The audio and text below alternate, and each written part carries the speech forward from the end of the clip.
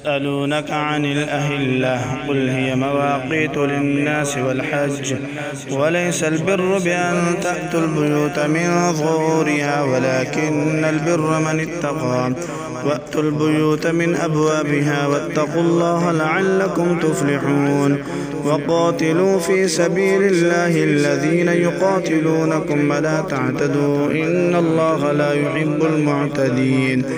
وقتلوهم حيث ثقفتموهم وأخرجوهم من حيث أخرجوكم والفتنة أشد من القتل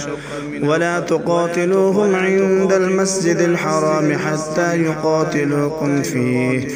فإن قاتلوكم فاقتلوهم كذلك جزاء الكافرين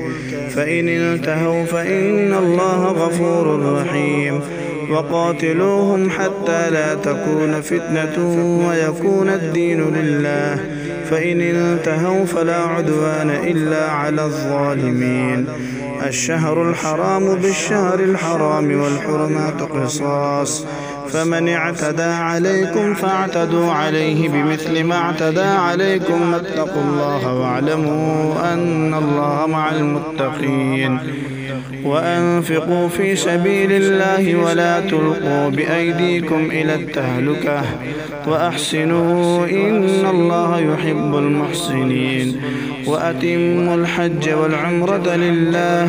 فإن أحصرتم فما استيسر من الهدي ولا تحلقوا رؤوسكم حتى يبلغ الهدي محله فمن كان منكم مريضا أو به أذى من رأسه ففدية من صيام أو صدقة أو نسك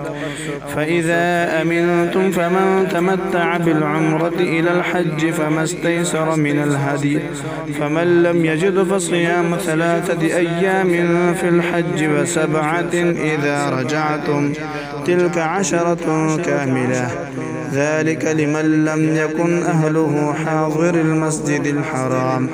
واتقوا الله واعلموا أن الله شديد العقاب